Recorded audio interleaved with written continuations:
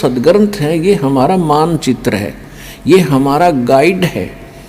जो संत हमारे सदग्रंथों के विरुद्ध बताते हैं और विरुद्ध जा रहे हैं और अपने भक्तों को ले जा रहे हैं, उनके लिए दास प्रार्थना कर रहा है कि आप शास्त्र विधि त्याग कर मनमाना आचरण करे और करवा के अपना जीवन नाश कर रहे हो और आपके आश्रित इन भोले श्रद्धालुओं के जीवन को नाश करके उनका भार अपने सिर पर धरकर पाप के भागी बन रहे हो। दास उनको इतना सतर्क करना चाहता है कि कुछ संभलो और विचार करो।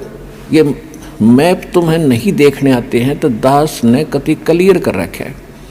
इन सदग्रंथों को दास ने कति निष्कर्ष निकाल कर सत्संग कर रखे। इनको संत भी सुने, उनके चेले भी सुने, अगर उनका समझ में आओ तो ग्रहण करें, ना कोई जोर जबरदस्ती नहीं। वैसे ही किसी के साथ झगड़ा कर लेते हैं, तुमने ऐसे गलत क्यों कह दिया, पहले देखो गलत क्यों कहा। तो ये तो एक सभ्यता, एक नेक व्यक्ति के लक्षण। और एक बेमतलब उसको सच्चा रास्ता दिखावे, उसके भले में कहे, उसके साथ वो झगड़ा करता है तो कहते हैं कहे भली माने बुरी। और यही परीक्षा नीच आदमी की यही परीक्षा होती है कि उसके भले की कहेंगे तो उसको हानि करता है। कबीर साहब कहते हैं कि साच कहूं तो जग नहीं माने और झूठा जगपतियासी। अगर साच कहूं तो ये जग नहीं मानता, इन झूठों की बात पर विश्वास किए बैठे हैं। तो दास का जो उद्देश्य है, कहने का भाव ये था, परमात्मा और स्वामी रामानंद जी की जो चर्चा चल रही थी, जब स्वामी जी हर तरह से फेल हो लिए, उनकी हर बात को परमात्मा ने हर पॉइंट को कैंसिल कर दिया, तो परमात्मा ने कहा कि आप विष्णु जी के उपासक हैं, आप कहाँ जाओगे स्वामी जी। अब स्वामी रामानंद जी कहते हैं कि मैं स्वर्ग लोक में जाऊंगा। स्वर्ग लोक में कितने दिन रहोगे दाता। अविद्वान पुरुष थे, तुरंत मान गए। श्रेष्ठ बता दिया कि जब तक मेरे पुण्य या भक्ति कर्म जो मैं कर रहा हूँ, साधनाएं, ये पुण्य मेरे साथ रहेंगे तब तक मैं रहूँगा स्वर्ग में। उसके बाद यानी विष्णु जी के लोक में रहूँगा। परमात्मा बोले जब आपके पुण्य समाप्त हो जाएंगे स्वामी जी, फिर कहाँ जाओगे। फिर स्वामी जी ने कहा कि पता नहीं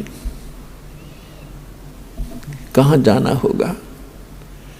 तो फिर ये क्या उद्देश्य लेकर आप भक्ति कर रहे हो।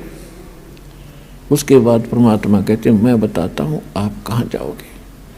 यहाँ पर आपकी जो साधना आप कर रहे हो, ब्रह्म तक की साधना, पर ब्रह्म तक की साधना, एक पार ब्रह्म यानी पूर्ण परमात्मा को छोड़कर अन्य जिस भी देव को इष्ट मानकर आप भक्ति करते हो,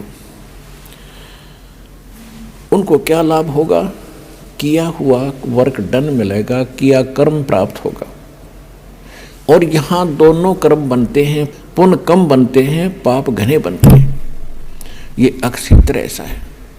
जैसे पृथ्वी ऊपर पग जो धारे, करोड़ जीव एक दिन में मारे। एक दिन में करोड़ों जीवों को मारकर आप घर बैठते हो, किस लिए। अपने पेट के लिए। तो यहाँ दोनों कर्म आपके सुरक्षित हैं, पुण्य भी और पाप भी। पुण्य भी ऐड होते हैं, जुड़ते चले जाते हैं पुण्यों में, और पाप जुड़ते चले जाते हैं पापों में। तो यहाँ पाप घने होते हैं, पुण्य कम होते हैं। पुण्य तो करने से होते हैं, पाप स्वतः होते हैं। श्रीमद् भगवद गीता अध्याय नंबर 16 के श्लोक नंबर 23 और 24 में कहा है कि जो शास्त्र विधि को त्याग कर मनमाना आचरण करते हैं, मनमाने मंत्र जाप करते हैं, मनमानी पूजाएं साधनाएं करते हैं, नकली गुरुओं के पास जाकर भक्ति कर रहे हैं, उनको न तो कोई सुख हो सकता और न उनकी गति हो सकती और न उनको कोई सिद्धि हो, प्राप्ति होगी। अर्थात यूजलेस, व्यर्थ कति जीवन नाश हो रहा। आज आप देख रहे हो पूरे विश्व में, ये अभिमान की बात ना समझना, ये ज्ञान की बात समझना। पूरे विश्व में सतलोक आश्रम बरवाला जिला हिसार हरियाणा के अतिरिक्त कहीं शास्त्र अनुकूल साधना नहीं है, सब मनमाना आचरण करें। तो जो साधनाएं वो कर रहे हैं उनसे लाभ तो होना ही नहीं, क्योंकि शास्त्र विरुद्ध है और पाप डेली हो रहे हैं। 70 ब्राह्मण की है हत्या, जो चौका तुम देवो नेता। ब्राह्मण सेंस हत्या जो होई, जल स्नान करत हो सोई। पृथ्वी ऊपर पग जो धारे, करोड़ जीव एक दिन में मारे। तो यहाँ पुण्यात्मा इस विचार करना पड़ेगा, आपको परमात्मा ने शिक्षित इसीलिए बनाया है। शिक्षा हम पढ़ रहे हैं, ग्रहण कर रहे हैं, एक रोजी रोटी का उद्देश्य लेकर हम सभी अपने बच्चों बेटा बेटियों को पढ़ा रहे हैं कि शिक्षा ग्रहण करें और आगे नौकरियां प्राप्त करें कि रोजी रोटी ठीक चले। ये भी दास आपको बता दे, 1 करोड़ स्टूडेंट विद्यार्थी प्रतिवर्ष शिक्षा पूरी करके फील्ड में आ जाते हैं। इन कितनों को नौकरी मिलती है? 1% को। 1 लाख मुश्किल से, और बाकी 10 लाख मान ले, 90 लाख तो फिर भी अपना वैसे ही काम करते हैं जो आम हम बिना शिक्षा ग्रहण किया करते थे। तो ये परमात्मा ने लालच देकर आपको पढ़वा दिया, और इस शिक्षा का केवल काम है कि आप भगवान को पहचान लोगे। अपने सदग्रंथों को, अपने घर में दबे खजाने को तुम खुद खोज लोगे। आप भिखारी बने फिरो थे, पूर्व पश्चिम उत्तर दक्षिण फिरदा दाणे दाणे नू। सर्व कला सतगुरु साहेब की, हरि आए हरि आने नू। कि तुम एक पेट के लिए पता नहीं कहाँ कहाँ भटक रहे हो,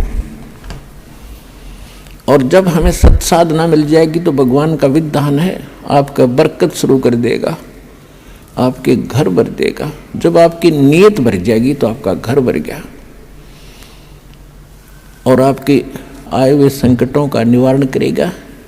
लाखों रुपये बीमारियों पर लग रहे थे, हजारों रुपये बीड़ी तम्बाकू शराब महीने में 10-10 हज़ार रुपये खराब कर देते थे, वो बचत होगी। और फिर हम बेमतलब की परंपराएं बनाए बैठे हैं, इनको ख़त्म करेंगे। हम भगत बनकर जिएंगे, तभी हम आगे सफ़र पर बढ़ेंगे।